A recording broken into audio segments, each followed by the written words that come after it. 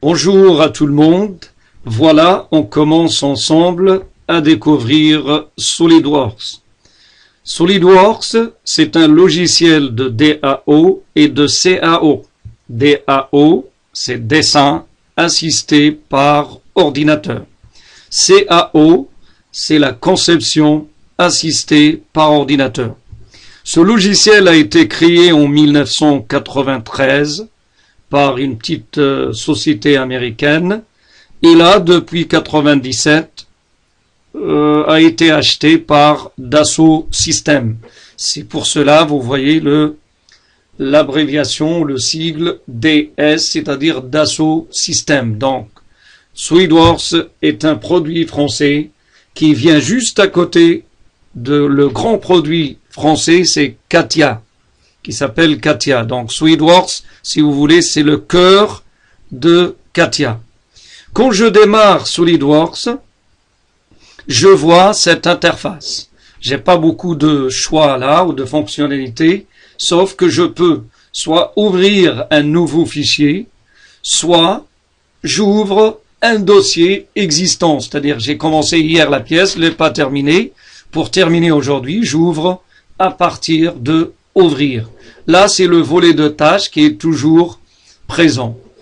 Je clique maintenant sur nouveau fichier ou une nouvelle pièce. Le logiciel SolidWorks me propose 3 choix. Le premier, c'est de faire une pièce, qui est évident. Le deuxième, c'est faire un assemblage, c'est-à-dire tu as fini toutes tes pièces et tu commences l'assemblage après. Soit tu vas faire une mise en plan. Mise en plan, c'est pour sortir les dessins sous format A4, au A3, au A2, et on va voir ça en détail. Aujourd'hui, on va commencer avec vous, nouveau fichier, c'est-à-dire nouvelle pièce. Quand j'ouvre une nouvelle pièce, j'aurai cette barre d'outils. J'ai la barre d'outils ici. J'ai ici une petite partie de l'affichage. Et là, j'ai l'arbre de création, ou l'arborescence. Et là, c'est la fenêtre de travail. Et ici, c'est le volet des tâches. Ici, la fenêtre de travail, tout ce que tu dois faire ici, il doit apparaître au fur et à mesure ici. C'est-à-dire l'historique de ta pièce est toujours affiché ici. Pour voir ce que tu as fait et pour que le professeur aussi vérifie tes étapes de création de la pièce. Et pour aussi modifier, si besoin est, la pièce. C'est-à-dire on modifie à partir de l'arborescence. On va voir doucement tout ça. Quand je commence une pièce, il faut que je commence par une esquisse. Une esquisse, c'est un dessin en 2D. Donc, je choisis le plan de mon travail. Généralement, on commence par le plan de face. Et quand je clique sur le plan de face, il va me dire « Ouvrir une esquisse ». Ou je dois cliquer ici et j'ouvre une nouvelle esquisse. Voilà, j'ai esquisse ici qui s'affiche. Toujours jeter un coup d'œil ici. Parce que si tu n'as pas bien cliqué ici, tu ne vas pas voir ça sur l'arbre. Quand j'ouvre une esquisse, rapidement le logiciel, il va me fournir les outils de dessin. La ligne, le rectangle, les rainures, les cercles, les arcs, les polygones et tout ça. Et une petite partie, c'est la modification de ce dessin-là. Je commence avec vous par un petit dessin simple. Regardez, donc j'ai sélectionné ligne, et là je commence à tracer, on reste enfoncé la touche gauche de la souris. Donc là, je trace ce dessin. Quand je trace quelque chose, toujours j'ai une fenêtre de dialogue ici pour dire est-ce que tu veux vertical, tu veux rentrer la valeur et tout. Je centre mon dessin et je dois rentrer avec vous la cotation. Donc là, je rentre cette valeur. Je peux augmenter la valeur ici ou je rentre directement la valeur. Regardez, je vais rentrer 60. Je valide avec la touche entrée ou avec ça, comme vous voulez. Je rentre ici aussi cette valeur. Je dois mettre par exemple 70. Je fais entrer avec mon clavier. je rentre cette valeur, je dois faire par exemple 120, et je valide avec mon clavier. Je rentre cette valeur, je mets par exemple 35, et je valide avec mon clavier. Je centre bien mon dessin, je positionne bien les cotations.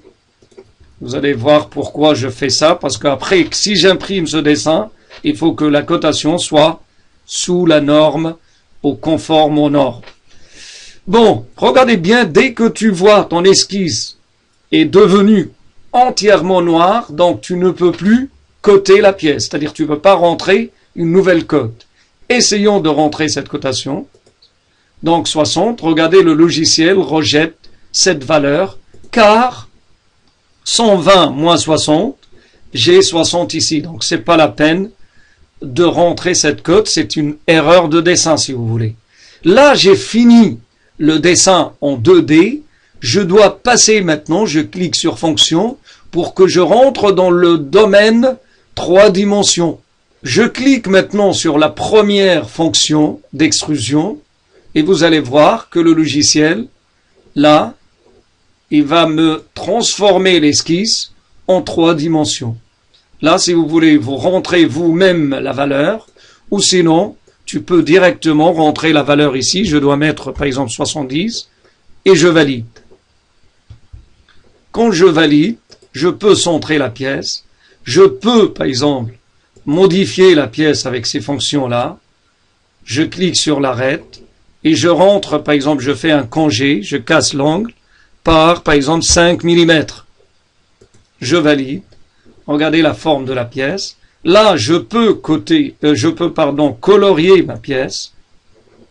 Là, il me donne une palette de couleurs. Je valide. Je peux modifier l'affichage de ma pièce. Par exemple, je peux mettre la pièce comme ça ou avec autre forme. Je reviens à là. Je peux tourner la pièce soit avec la molette de la souris, soit avec les flèches de mon clavier. Regardez, je tourne la pièce. Je peux dire, par exemple, avec la touche espace de mon clavier, je me mets, par exemple, la vue de face de ma pièce. Je clique encore sur la touche espace de mon clavier, je demande, par exemple, la vue de gauche. Et je peux visualiser même les parties qui sont cachées de ma pièce. Donc voilà la première méthode de réalisation d'une pièce en 3D sur SolidWorks, c'est-à-dire l'extrusion sur le plan de la pièce.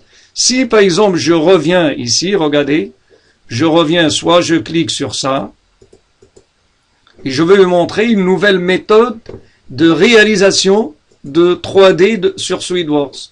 Je choisis ici ligne de construction, regardez bien, je trace cette ligne, ici, je vérifie bien qu'il est bien horizontal la ligne, je valide, et là je reviens en 3D, je clique maintenant sur la nouvelle fonction, et regardez maintenant la forme de ma pièce.